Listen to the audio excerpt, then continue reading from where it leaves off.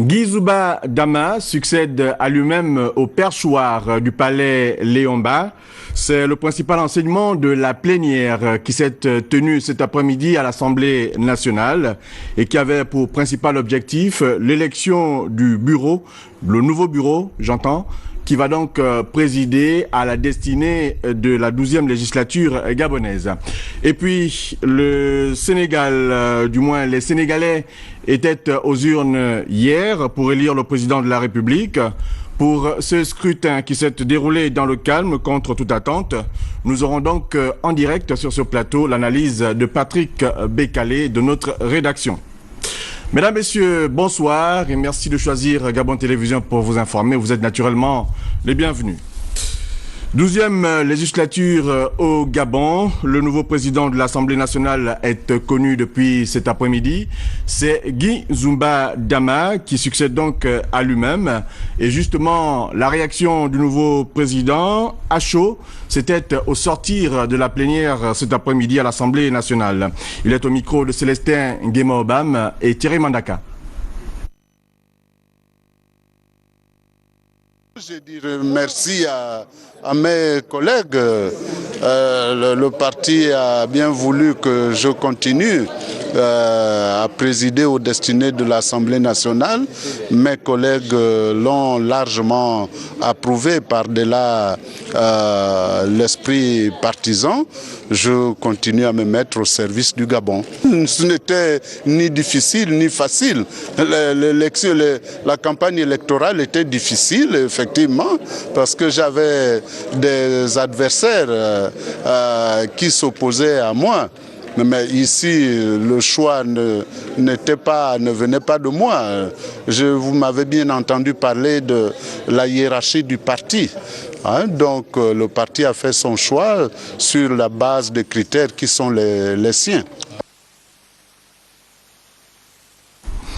Record battu donc pour le nouveau président de l'Assemblée nationale qui en est donc à son 4e mandat à la tête de l'institution. Demain, nous reviendrons en détail sur les principaux aspects de l'élection de ce nouveau bureau qui, je vous le rappelle, lance les activités de la 12e législature dans notre pays. Pour l'heure, nous parlons de l'eau et de sa problématique qui était au centre d'un symposium africain sur le cycle de l'eau. Les travaux ont été ouverts ce matin à Libreville par le ministre sortant en charge des ressources hydrauliques. Le commentaire de Jean-Augustin Zengui, les images sont d'Arnaud Mengue. L'eau qui est une source de vie n'est pas épargnée par les différents changements climatiques. Pour pallier à ce qui risque de devenir une catastrophe, les experts venus des horizons divers plongent sur la question à travers ce 3e symposium africain sur le cycle de l'eau.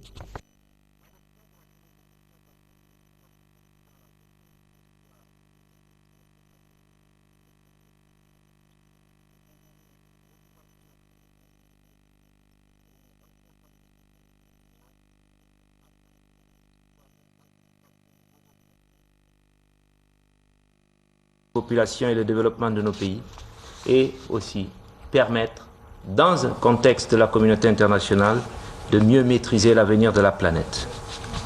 Transformer les contraintes actuelles auxquelles l'humanité doit faire face, à savoir changement climatique, érosion de la biodiversité, conflits dans l'usage des terres, difficulté de l'accès aux ressources en eau, en véritable opportunité de développement économique et social, est aujourd'hui à la portée des pays africains. L'eau est une ressource naturelle précieuse et d'une importance vitale pour la vie, le développement et l'environnement. C'est donc conscient de ces enjeux que le ministre sortant en charge des ressources hydrauliques prend une part active à ces travaux. Sur le cycle de l'eau que j'ai l'honneur d'ouvrir aujourd'hui marque l'engagement du Gabon de faire de l'imagerie satellitaire un outil au service du développement des pays africains, en particulier dans la gestion des ressources naturelles. C'est pourquoi, à travers ma voix, je voudrais vous transmettre ici les remerciements du président de la République, chef de l'État, son Excellence Ali Bongo Ondimba, d'avoir choisi le Gabon pour l'organisation de ce 3e symposium africain sur le cycle de l'eau. En effet, Le chef de l'État est convaincu que cet outil est incontournable pour une gestion optimisée d'un territoire et de ses ressources. L'Afrique a besoin aujourd'hui, plus que par le passé, de renforcer ses capacités technologiques pour faire face aux nombreux défis qui jalonnent son développement et entravent l'épanouissement de ses populations. Parmi ces défis, l'accès à l'eau et sa bonne gestion constituent une des principales urgences pour nos pays. Les conclusions de ces assises qui vont s'étendre sur 2 jours devront certainement permettre d'élaborer un cadre de gestion équitable et durable de l'eau. Pour environ 3 milliards de francs CFA, 4 petites et moyennes entreprises gabonaises viennent d'obtenir les marchés de construction des logements des 400 employés attendus donc sur les 2 projets hydroélectriques de Minzik et Fugamou. Les conventions signées, les travaux démarrent dans quelques jours comme nous l'explique ici Edgar Ndjebidoukaga sur les images de Victor Mundunga. L'attente était devenue longue depuis le lancement par le chef de l'État des 2 projets hydroélectriques à Minzik et Fugamou. Les travaux vont enfin commencer et c'était l'objet de ce tour de table entre le patron de la compagnie de développement des énergies renouvelables et les petites et moyennes entreprises gabonaises. Je voudrais donc, au nom de mes collègues et en tant que doyen plus âgé des autres entrepreneurs, vous remercier pour la confiance que vous avez placée en nous. Surtout en tant que PME de Gabonais. Comme vous savez, il y a PME gabonaise et PME de Gabonais. Il nous reste maintenant à vous la rendre en essayant de faire tout pour que nous réalisions ces travaux dans les règles de l'art et surtout en tenant les délais. Les entreprises qui vont réaliser les gros travaux d'infrastructure, de construction et autres pourront être sur place. C'est un chantier où il y aura pendant 2 ans environ 200 personnes en permanence à travailler, à œuvrer pour l'intérêt général du développement économique du Gabon. Dans quelques heures, les 4 PME gabonaises retenues vont poser leurs équipements sur les sites devant abriter les bases vie des quelques 400 premiers employés. Nous voulons bien répondre à cette demande du président de la République qui est celle d'embaucher en particulier les nationaux, les Gabonais, et plus précisément les autochtones, donc les riverains, ceux qui habitent ces localités-là. Un autre volet particulièrement important dans ces projets portés par le chef de l'État Ali Bongo Ondimba figure bien la protection de l'environnement et les écosystèmes forestiers. Ces bases vie vont s'intégrer dans le paysage actuel. Nous allons faire en sorte de débrousser le minimum et qu'au contraire, quand elles sont construites, nous avons même prévu un budget pour fleurir, pour aménager. Un terrain de football sera d'ailleurs construit dans chaque base vie, car il est important que quand les gens travaillent, qu'ils puissent également se détendre et vivre en harmonie avec la nature. La question est clairement consignée dans les 4 marchés signés pour la construction des bases vie. Ici sur les chutes de l'Impératrice, Edgar Ndjebidoukaga et Victor Mundunga.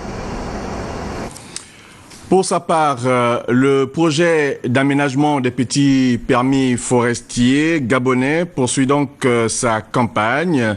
La semaine dernière, il faut le dire, le projet est allé procéder à la signature de la convention provisoire d'aménagement, exploitation, transformation du groupement intérêt économique Okano, en abrégé GIE. Commentaire Martial Tibinda. Le processus d'aménagement durable de la forêt gabonaise poursuit son bonhomme de chemin. La concrétisation de l'exploitation durable et responsable des essences de nos forêts s'est poursuivie la semaine dernière avec la signature de la convention provisoire d'aménagement, exploitation, transformation entre l'administration et le GIE Okano. C'est une bonne chose, le projet touche désormais le département de l'Okano et des Lacs. L'initiative louable prise en faveur des opérateurs économiques nationaux dans la gestion de la filière forêt-bois et l'œuvre du gouvernement de la République à travers le programme de société de son Excellence le Président de la République, Ali Bongo Ondimba, à qui nous rendons un vibrant hommage. Cependant, l'ensemble de toutes ces actions permettront de répondre aux besoins des populations sur la création des emplois durables et ainsi contribuer à la lutte contre la pauvreté. Il est question désormais pour le GIE Okano de mettre en place un plan d'aménagement dès lors que cette étape constitue l'engagement officiel dans ce processus. Il met l'homme face à ses responsabilités de satisfaire avec sagesse ses besoins tout en garantissant ceux des générations futures. Le projet a donc pour rôle de les accompagner dans les règles de l'art. Le projet va accompagner l'opérateur dans la réalisation des études sur la biodiversité, dans l'étude socio-économique. L'ensemble des rapports de ces études va permettre au projet d'aider l'opérateur à rédiger son projet de plan d'aménagement qui va être par la suite adopté. Grâce au projet, l'aménagement forestier s'inscrit comme étant une véritable opportunité pour le Gabon, dès lors qu'il est un moyen sûr de développement durable de nos forêts. La question de la fiabilité du fichier d'état civil gabonais au centre de préoccupation du parquet de la République. Le procureur en visite inopinée à la mairie du 2e arrondissement de Libreville a qualifié la situation actuelle de préoccupante, mais surtout d'alarmante, comme nous le signifie ici Cheryl Bunguta, image Victor Mundunga. C'est pour fiabiliser le fichier d'état civil gabonais carence que le procureur de la République, près le tribunal de Libreville, effectue cette visite dans les différentes mairies de la capitale. Ici, au 2e arrondissement, après constatation, Sidonie Fleur-Oué a condamné les mauvaises pratiques de certains officiers d'état civil et surtout mis en garde ceux qui appliquent des mesures sans avoir recours au tribunal. On ne peut pas parler de la sécurité des personnes lorsqu'on n'a pas un état civil fiable. L'état civil fonde également la République. Je voudrais quand même revenir sur un point. La loi prévoit que la déclaration de naissance, par exemple, ne prendre que le cas de naissance, doit se faire dans les 3 jours à compter de la naissance de l'enfant. On déclare l'enfant dans les délais et c'est après 6 ou 7 mois que l'acte d'état civil de cet enfant est mis à la disposition de ses parents. Mais c'est quand même gros comme tout. On ne peut pas avoir pour une même situation juridique deux textes. Un qui est légal prévu par les textes de la République et un autre qui ne l'est pas. Je crois qu'il faudrait que l'on se ressaisisse. Je voudrais à l'attention des autorités municipales, notamment aux autorités chargées de mettre à la disposition des autres officiers d'état civil, les registres d'état civil, rappeler que la loi dit qu'il faudrait que cela soit fait en 3 exemplaires. Au tribunal, on doit avoir un exemplaire, à la mairie, un exemplaire qui doit rester comme souche, et au ministère de l'Intérieur. Mais c'est une obligation légale. La mauvaise constitution des dossiers législatifs étant un problème récurrent dans les mairies, pour Sidonie Fleur-Oué, l'heure est grave et on appelle à l'élaboration du fichier d'état civil sur les fondements juridiques. Pour ce faire, une réunion avec les autorités concernées par la question, à savoir le ministère de la Justice, de la Santé et de l'Intérieur, est plus que nécessaire, dira le procureur de la République.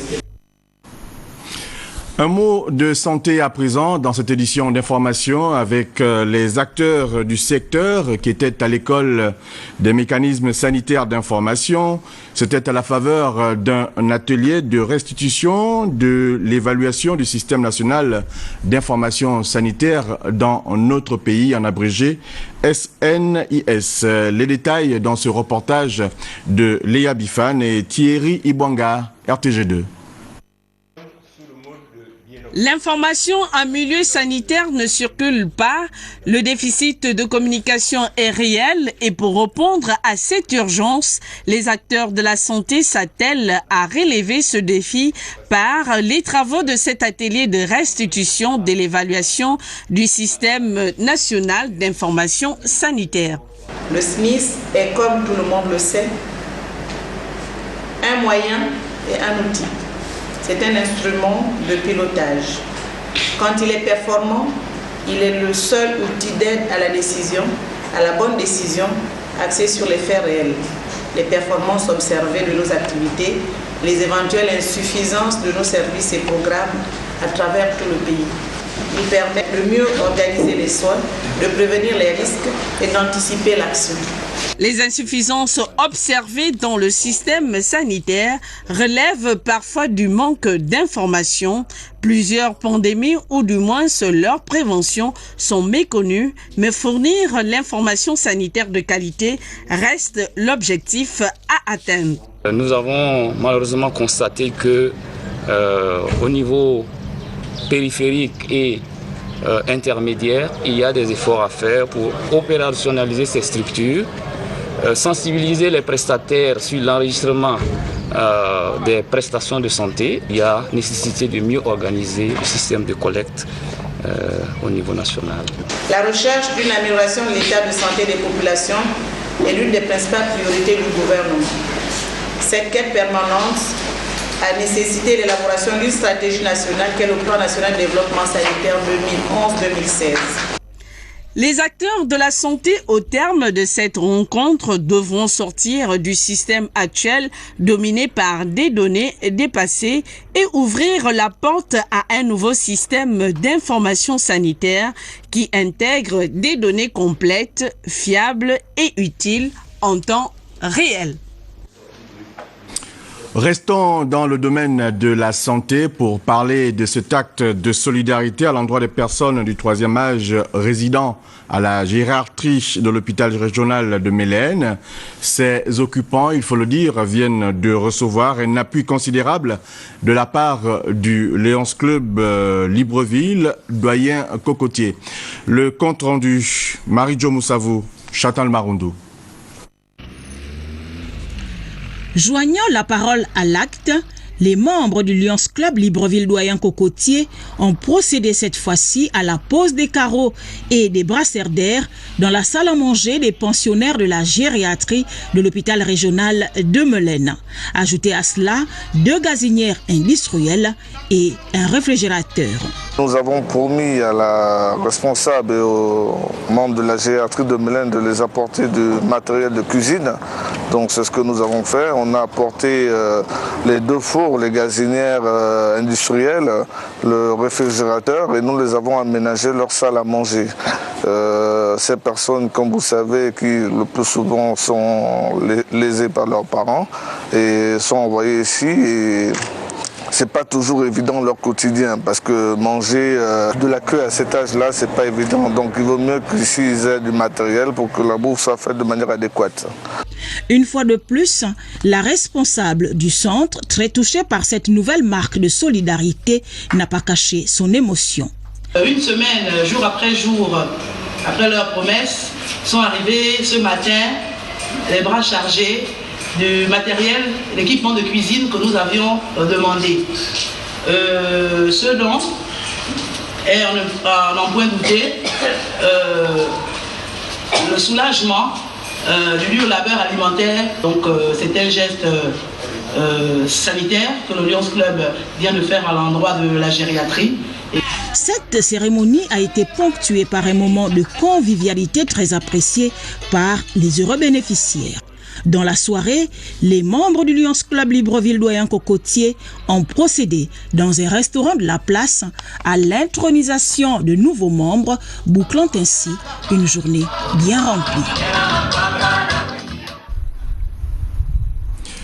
Vie associative encore dans cette édition d'information avec Fred Né-Tiabou, le gouverneur du district 91-50 du Rotary International, qui était ce matin à l'hôtel de ville de Libreville. Il est allé échanger avec le 5e maire adjoint donc de l'hôtel de ville de Libreville, Odette Mouyayou, en lieu et place du maire Jean-François Ntuntumeman, en mission à l'extérieur du pays. Qu'en a-t-il été exactement? Le détail avec Rodrigue Tessamanga et Victor Mundunga. C'est le représentant du Rotary International au Gabon, Serge Daouda Manami, qui a introduit le gouverneur du district 9150 au cabinet du 5e maire adjoint Odette Mouyayou. Une sympathique poignée de main a ouvert l'entretien. Je suis venu prendre le double de la clé de la ville pour que je puisse circuler dans la ville et faire mon travail de gouverneur. Et il m'a expliqué que le Rotary était connu dans la ville et c'est ce message-là que je voulais venir entendre de la bouche de l'autorité de la ville. Le bilan de l'action humanitaire est peut-être exhaustif, mais il ne mérite pas encore l'entière satisfaction. J'ai vu qu'ils sont en action sur le terrain, mais le gouverneur ne peut pas se satisfaire de ce qui se fait actuellement parce qu'il faut encore plus. Nous avons des goals à atteindre, nous avons une masse critique donc, à atteindre autour de nos actions. Et jusque-là, le taux que nous avons est bon, mais nous pouvons faire encore plus. Ici, on a également porté un regard sur l'implication de l'hôtel de ville dans l'action du Rotary. En temps opportun, donc, nous aurons le temps de nous asseoir pour que vous puissiez nous aiguillonner sur le comment parvenir à se fixer sur un petit projet qui intéresserait les quartiers de la commune de Libreville afin de pouvoir permettre au Rotary Club d'accomplir sa mission qui est celle d'aider un tant soit peu le gouvernement et les collectivités locales. Il faut que nos actions soient menées de commun accord pour que nous puissions donc voir le progrès du pays dans le même sens. Après cette visite à la mairie de Libreville, le gouverneur du district 9150, Fred Netiabou, est attendu au siège local de l'OMS ce mardi 28 février 2012. Nous vous l'annoncions en titre, les Sénégalais étaient hier aux urnes pour élire leur président de la République. Pour ce scrutin qui s'est déroulé dans le calme, contre toute attente, nous avons donc sur ce plateau Patrick Nzorobe-Kalé. Bonsoir. Bonsoir. Alors Patrick, par rapport à ce scrutin, beaucoup de questions se posent ici et là, mais pour l'heure, on s'interroge quand même sur l'éventualité ou non d'un second tour à l'occasion donc de ce scrutin. Alors Yves Gislain Mitumba, avant de répondre à cette interrogation, il faut d'abord camper de corps, disons-le tout net. Tous les acteurs s'accordent effectivement pour reconnaître que cette élection a prouvé le degré de maturité du peuple sénégalais.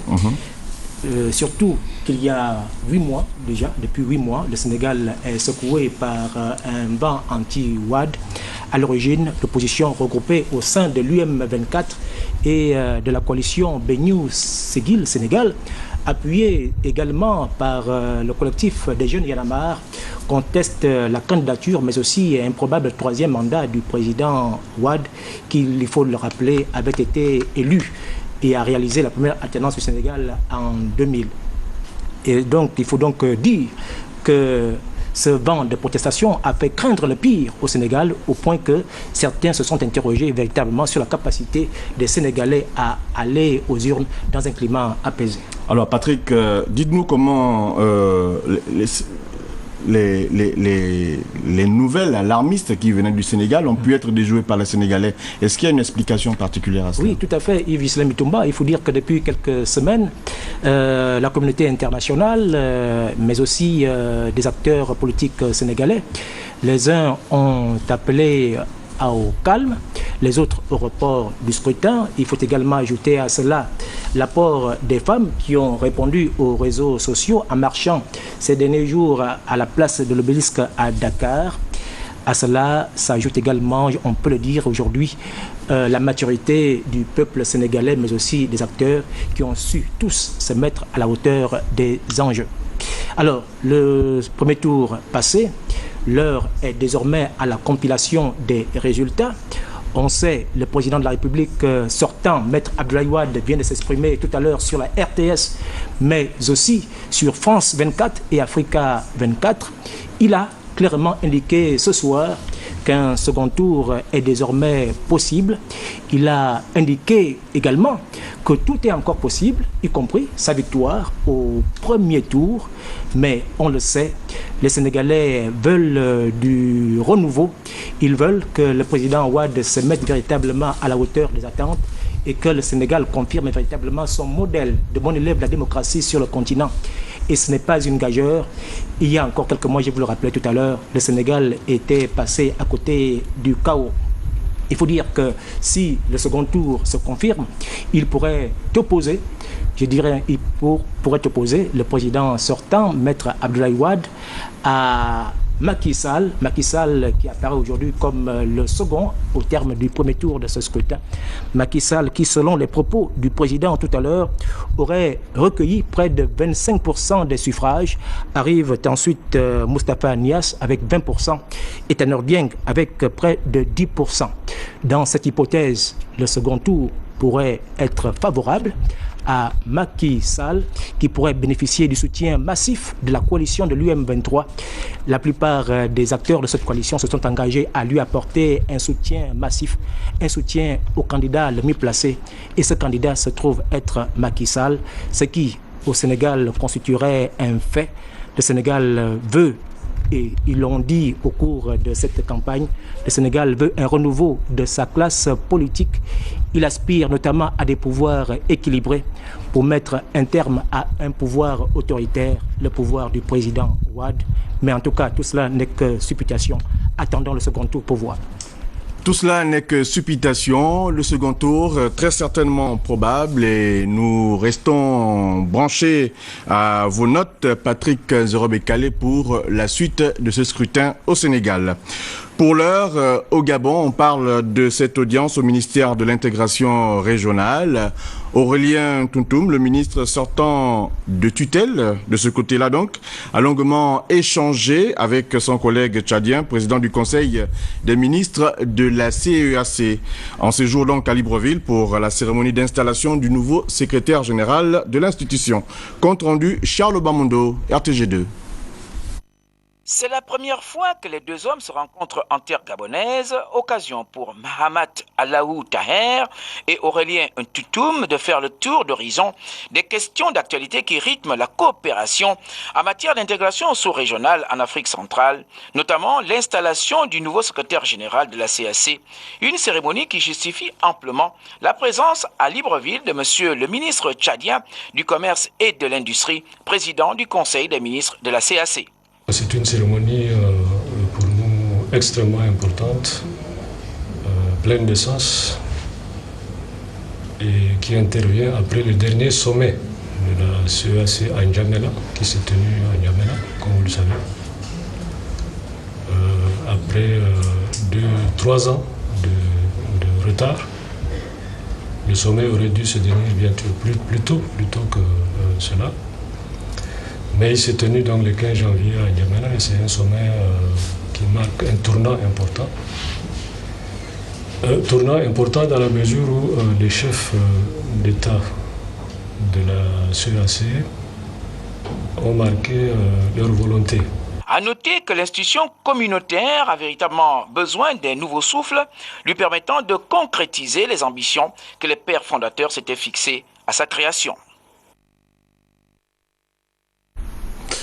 La bibliographie gabonaise s'enrichit avec la venue d'un nouvel ouvrage, l'œuvre littéraire du docteur Pamphile Biyogué, axée sur l'action politique du président Ali Bongo Ondimba.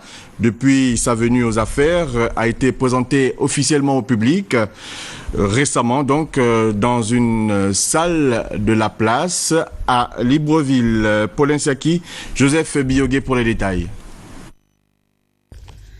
La salle Eugène Amogo du Sénat a prêté récemment son cadre à la présentation officielle de l'œuvre culturelle et intellectuelle titrée Ali Bongo Ondimba et sous-titrée Un homme méticuleux. Cet ouvrage analyse de façon synoptique les différents axes politiques du président gabonais, en partant des grandes lignes de son projet de société L'avenir en confiance, et qui rend également compte de l'efficacité de son action politique à la lumière des décisions raffinées, non seulement pour le ranger dans les terroirs des hommes d'État, mais encore pour marquer l'introduction manifeste du Gabon dans l'ère de la modernité politique démocratique par excellence, comme le souligne l'auteur de cette œuvre. Et les grandes articulations de mon ouvrage sont de nature à mettre en lumière la logique qui est prônée par le président de la République et qui se propose de ranger le Gabon dans les terroirs d'un pays émergent. Ce livre montre comment s'articule le droit de la légalité et la justice sociale, ces vecteurs de la démocratie et de la solidarité nationale. Retour sur cette actualité avec Gabon Télévision qui était à l'honneur de la 4e édition des Awards de la presse gabonaise organisée le week-end écoulé à la Chambre de commerce de Libreville. L'initiative du pasteur sociologue Max Alexandre Ngoua vise à louer les efforts réalisés par les hommes et femmes des médias de notre pays. Tassena Minko, Yvette Okosa, compte rendu. La 4e édition des Awards de la presse gabonaise a triplement souri à la maison Gabon Télévision. L'organe de presse à la tête duquel David Elamita s'est donc distingué à travers 3 prix, notamment celui du meilleur journal télévisé, des meilleures émissions politiques et sportives, respectivement la grande interview de Mathieu Koumba et Grand Sport, dirigé par de maître Pablo Moussoji. L'initiative est une émanation du centre missionnaire Les Conquérants par l'entremise du pasteur sociologue Max Alexandre Ngoua. Objectif, encourager les efforts consentis au quotidien par la presse gabonaise. Je dis non à l'instrumentalisation de la presse. Elle doit être libre. Par l'entremise des awards de la presse, nous voulons revaloriser cette caractéristique. La joie pour moi, parce qu'aujourd'hui, il y a des Gabonais qui ont été honorés. Ces prix décernés à Gabon Télévision que représentait Clément Meignier, chef de service technique et retransmission, et Patrick Simongoy, directeur des actualités télévisées, ne sont pas le fait du hasard, mais plutôt le fruit d'une large et profonde réflexion d'un jury compétent en la matière autour des critères de sélection bien précis, parmi lesquels le décor du plateau, prestance et rhétorique des présentateurs, qualité des débats, bref, pour ne citer que cela. Gabon Télévision qui s'en est donc tiré entre autres par le prix du meilleur journal télévisé n'est que la conséquence d'une volonté de progrès de plusieurs hommes et femmes dans l'analyse, le traitement et l'acheminement de l'information. Les autres prix ont été partagés entre Téléafrica, Africa numéro 1, TVS, Gabon Matin et bien d'autres. Les awards de la presse gabonaise révèlent donc que le volet médiatique de notre pays connaît un essor considérable, mais il faut viser encore plus loin. Pour ce faire, l'initiative du pasteur Alexandre Ngoua nécessite tout de même l'apport des pouvoirs publics pour quitter du rang national pour une étendue continentale. Une note musicale pour la fin de cette édition d'information avec l'artiste de hip-hop français Singila qui était donc en concert le week-end écoulé à Libreville. Ses fans étaient nombreux l'applaudir et également passer des moments inoubliables avec leur idole. Cédric Molé-Malonga et Chrisla Maïnda étaient sur les lieux.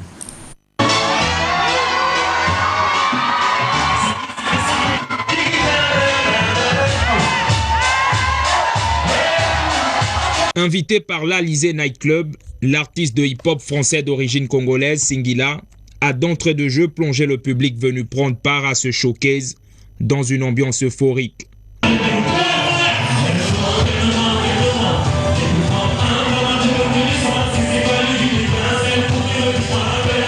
Du morceau phare de son tout dernier album, Le Son Chaud, aux anciens succès, c'est un répertoire riche que l'artiste a étalé à ce public, notamment ses fans qui y étaient nombreux.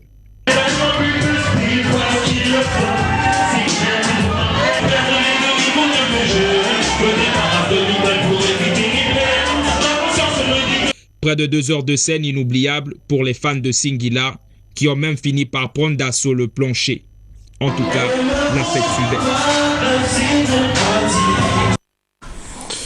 C'est communiqué pour la fin de ce journal. La Direction générale de l'environnement et de la protection de la nature convie l'ensemble des élus du département du Komo-Océan et ceux de la commune de Nyonié ainsi que les ressortissants des dites localités résidant à Libreville à la 3e consultation publique relative au projet Grand Nyonié. Celle-ci se tient donc demain, mardi 28 février 2012, à partir de 15h, à l'auditorium du ministère de l'économie, 6 à l'immeuble à Rambo. Une seule information à retenir ce soir, Guinzou Madama qui succède à lui-même au perchoir du palais Léomba. C'est le principal enseignement de la plénière qui s'est tenue cet après-midi à l'Assemblée nationale en vue de l'élection du nouveau bureau qui va donc présider à la destinée de la 12e législature du Gabon. C'était donc le journal coordonné par Marie-Jo Moussavou, Paulin Siaki et réalisé par Nestor Ecomier et toute l'équipe d'antenne. Merci de l'avoir regardé. Nous vous disons à demain 20h.